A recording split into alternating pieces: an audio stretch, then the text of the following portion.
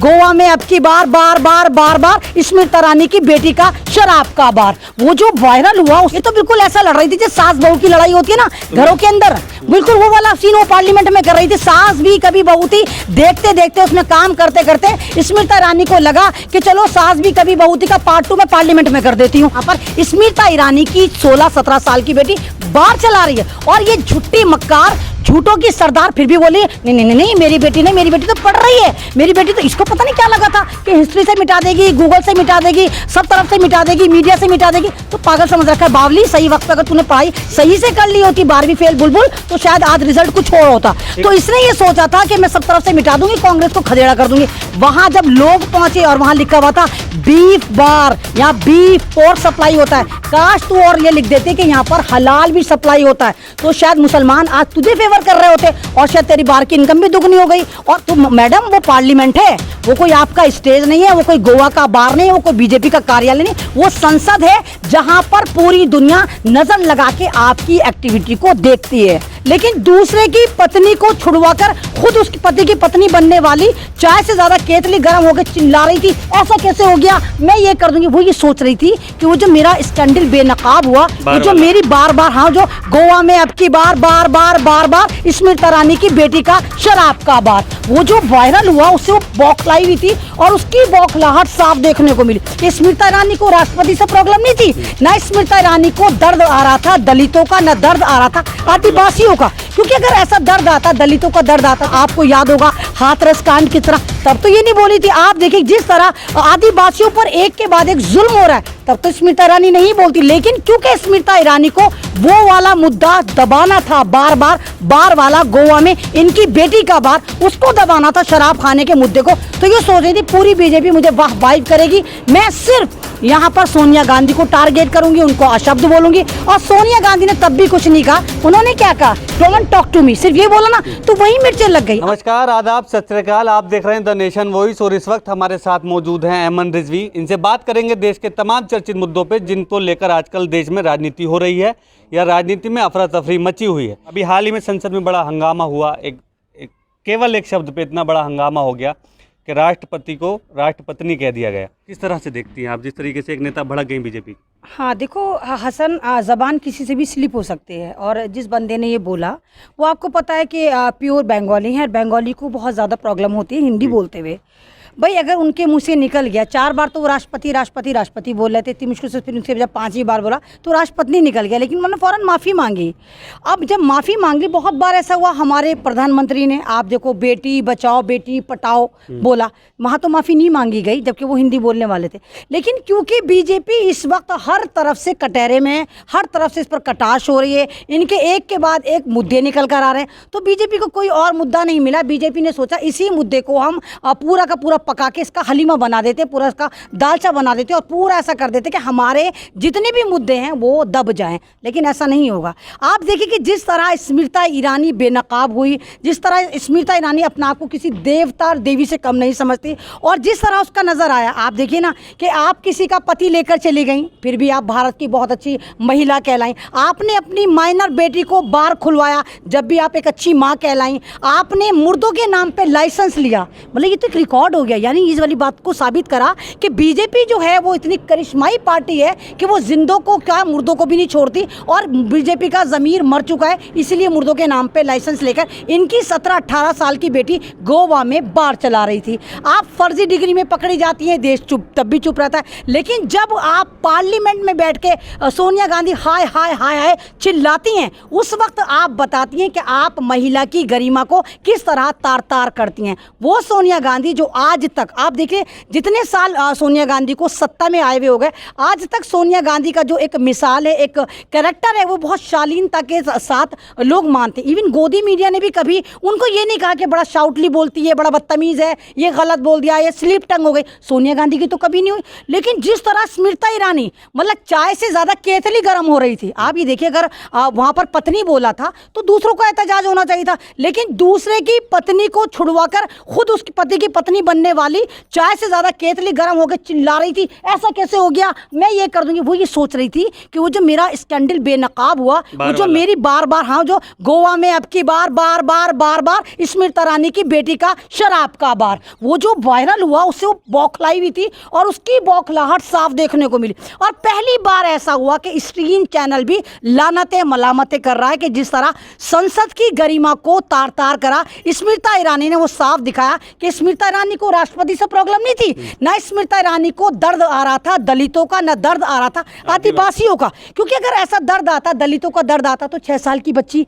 आपको पता है कि किस तरह यहाँ पर रेप हुआ था, आपको याद होगा हाथरस कांड किस तरह, तब तो ये नहीं बोली थी। आप देखिए जिस तरह आदिवासियों पर एक के बाद एक जुल्म हो रहा है, तब तो स्मृति ईरानी नहीं बोलती। लेकिन क्योंकि स्मृति ईरानी को वो वाला मुद्दा दबाना था, बार बार वाला गोवा में इनकी बेटी का बार, उसको दबाना था, शराब खाने के मुद्दे को, तो ये सोच रही थी पूरी बीजेपी मुझे वाह वाइफ करेगी, मैं सिर्फ यहाँ पर सोनिया गांधी को टारगेट करूंगी, उनको अशब्द बोलूंगी। और सोनिया गांधी ने तब भी कुछ नहीं कहा, उन्होंने क्या कहा, please don't talk to me, सिर्फ ये बोला ना, तो वही मिर्चें लग गई। अब ये पता चलता है कि किस तरह स्मृति ईरानी किस खानदान से हैं, किस परवरिश से हैं, और किस तरह ये शराब खाने खुलवा रही हैं, इससे ये बेनकाब हो चुकी है। मैडम, एक गलत बात का विरोध करना, आप परवरिश तक जा रही हैं, ठीक है, उन्होंने केवल यही तो कहा कि आप राष्ट्रपति को राष्ट्रपति नहीं बोल सकते, और उसके ऊपर थोड़ा सा अपोज किया, ठीक है। आप कह रही हैं कि मतलब तरबियत में दिक्कत है, ऐसी बातें कहाँ से? नहीं, एक बात बताइए, एक महिला जो हिंदुस्तान की नहीं थी, भारत जो कहता है कि वो मेहमानों को यहाँ पर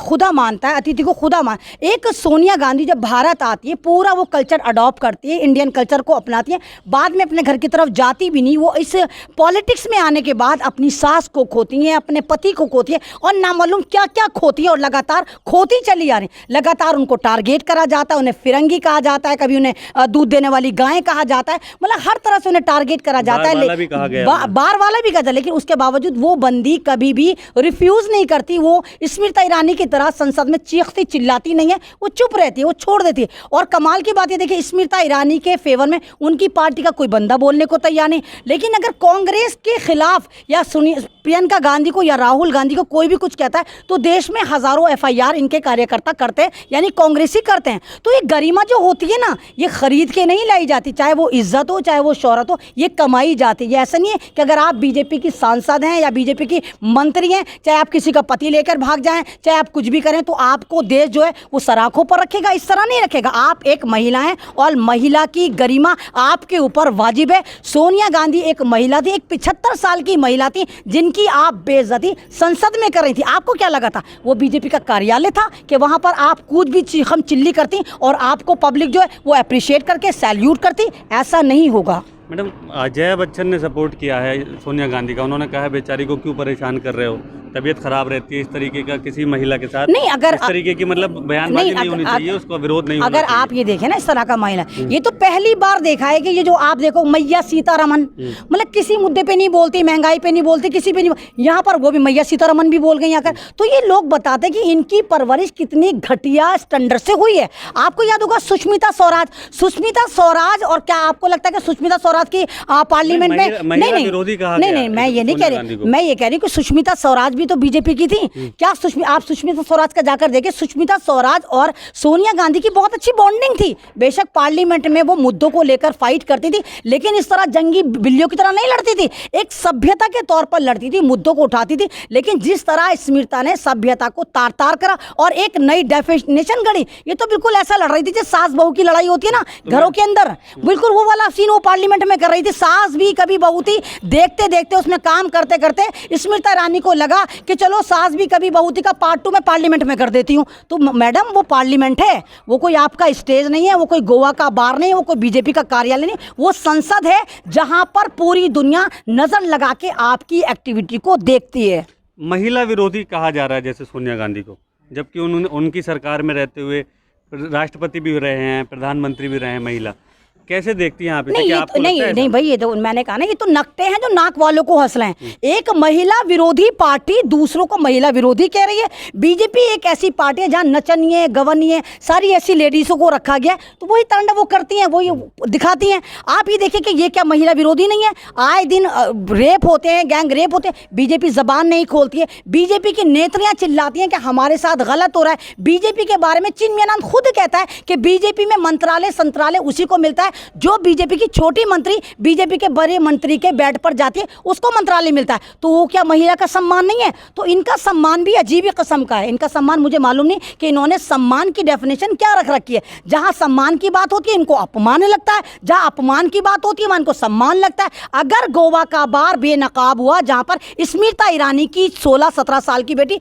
बार चला रही है, और ये झुट्टी मक्कार झूठों की सरदार फिर भी बोली नहीं नहीं नहीं मेरी बेटी नहीं, मेरी बेटी तो पढ़ रही है, मेरी बेटी तो, इसको पता नहीं क्या लगा था कि हिस्ट्री से मिटा देगी, गूगल से मिटा देगी, सब तरफ से मिटा देगी, मीडिया से मिटा देगी। तो पागल समझ रखा है। बावली, सही वक्त पे अगर तूने पढ़ाई सही से कर ली होती, 12वीं फेल बुलबुल, तो शायद आज रिजल्ट कुछ और होता। तो इसने ये सोचा था कि मैं सब तरफ से मिटा दूंगी, कांग्रेस को खदेड़ा कर दूंगी। वहां जब लोग पहुंचे और वहां लिखा हुआ था बीफ बार, यहाँ बीफ पोर्क सप्लाई होता है, काश तू और ये लिख देते कि यहाँ पर हलाल भी सप्लाई होता है, तो शायद मुसलमान आज तुझे फेवर कर रहे होते और शायद तेरी बार की इनकम भी दुगनी हो गई। और देखो बीफ वहां पर एक्सपोर्ट हो, जिस बीफ पर ये राजनीति कर रहे हैं, यानी गाय मैया की जबानें परोसी जा रही थी वहां पर काट काट के, और यम्मी यम्मी टंग लिखा हुआ है उसके ऊपर, बीफ टंग। तो जहां तुम ड्रामा किसको कर रहे हो? पूरे भारत को तुमने गाय मैया पे लड़वा रखा है। और तुम्हारी बेटी बीजेपी की मंत्री की बेटी स्मृति ईरानी की बेटी है ना, वहां पर बीफ अपनी बेटी से बिकवा रही है। और स्मृति ईरानी, तुम जो खुद को हिंदू हिंदू हिंदू कर रही हो,